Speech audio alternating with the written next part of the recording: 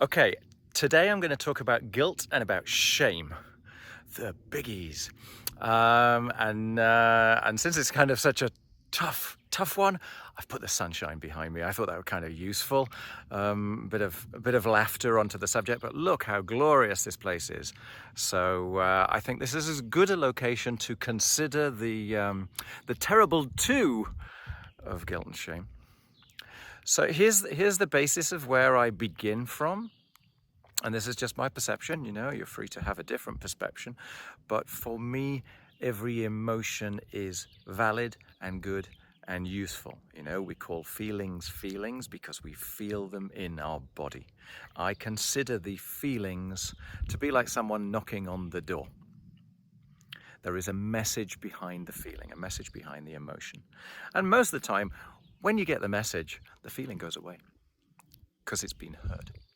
So that's the premise that I begin with. On that basis, I don't have any good emotions or bad emotions. They're all just emotions that I then label correctly or incorrectly and interpret.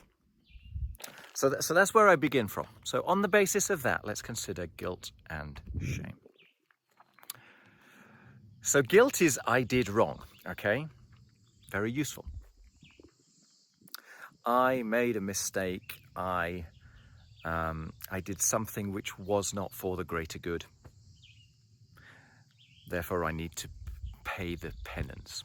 Okay, I need to rectify the situation. That's what the message behind guilt is. Very useful message. Shame goes one big step further. Okay, so guilt says I did wrong. Shame says I am wrong.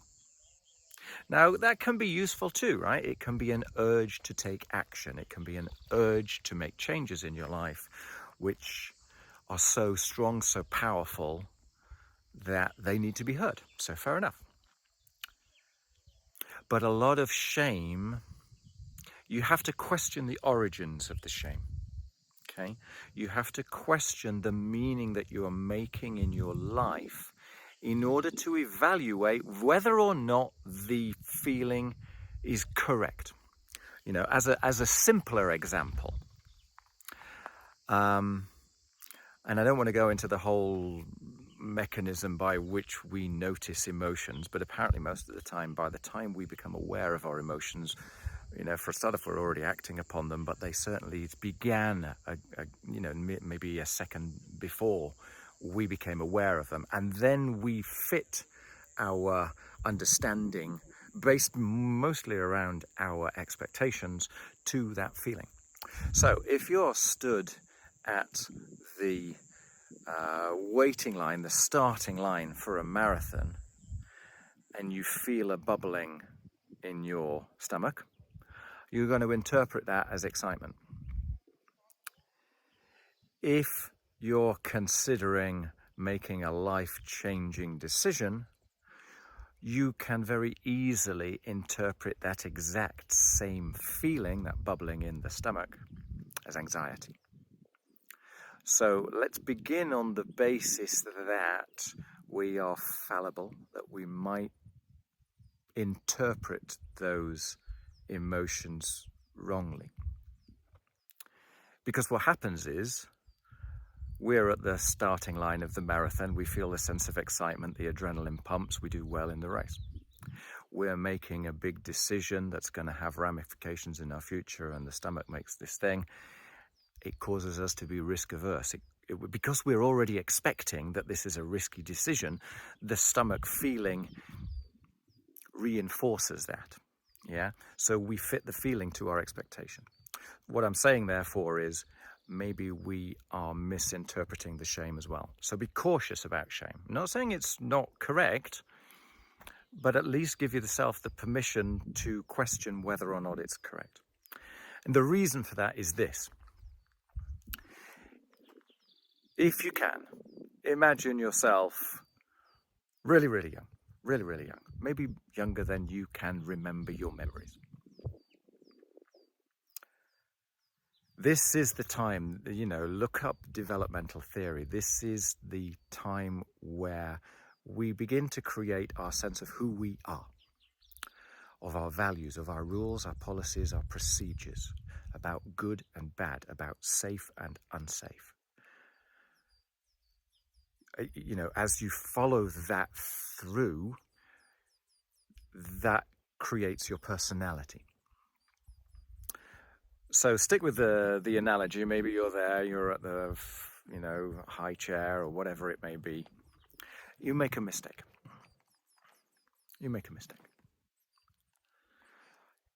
When you are so young, you have almost no control at all, right? You have no power. You are being looked after, supported by your parents, by authority figures, by whoever it may be.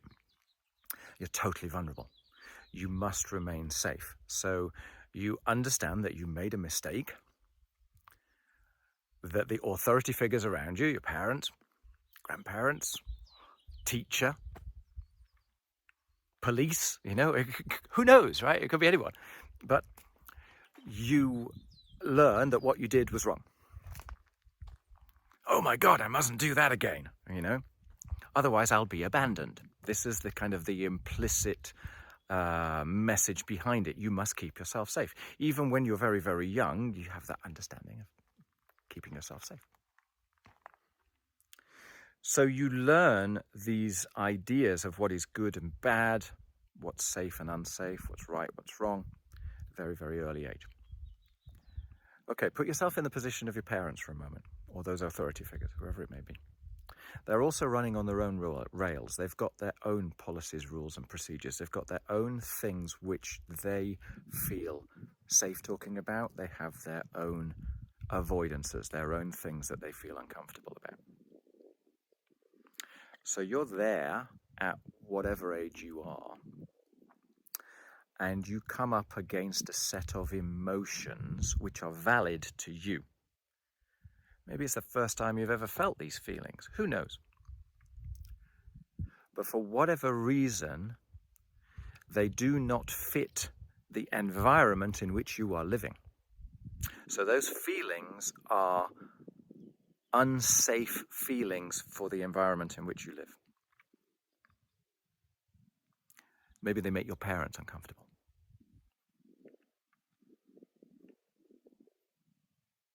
You're still in a circumstance where you need to be looked after. This can occur when you're a teenager, for example.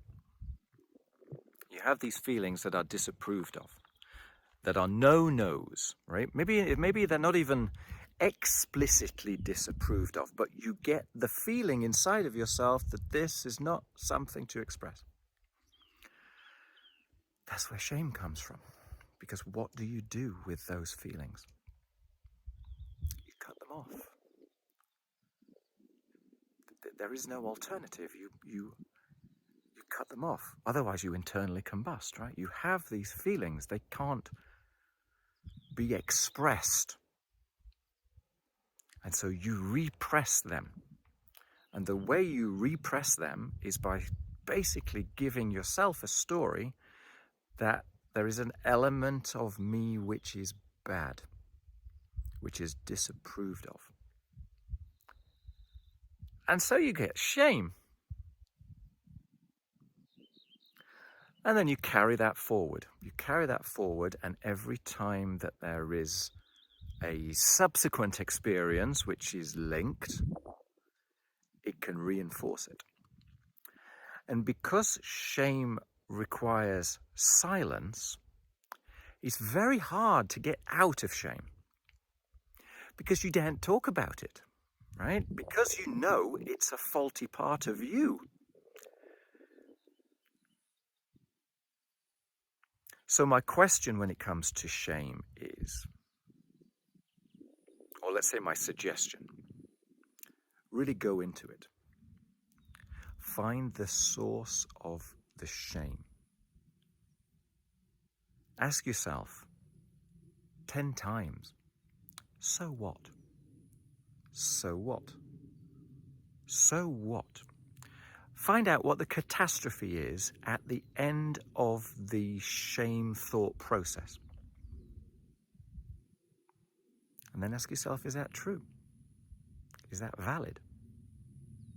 Because a lot of time it was true a long, long time ago. Well, kind of true, you know. Let's say it would have had an impact upon your safety, your ability to grow, to develop. But you're not that baby, that infant, that teenager now. You have a range of options now which weren't open to you at that time. So the question is it valid? Okay. And that's a very helpful way of doing, right? So what? So what? Get to the catastrophe at the end. Is that a real risk? Is that worth imprisoning myself in a box of avoidance for the benefit? Then ask yourself, where did this shame come from?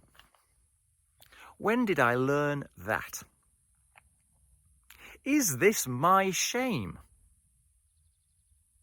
Actually, is it someone else's shame?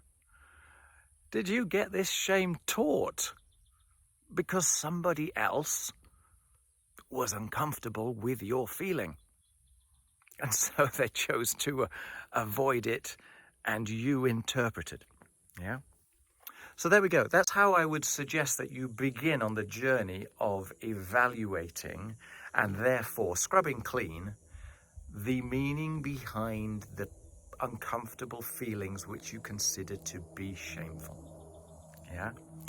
And the beginning of this is, my feelings are valid. All feelings are valid. Don't push them away. Lean into them. Close your eyes and open your heart and see where they're going. See what the message is behind and evaluate whether that's true or not.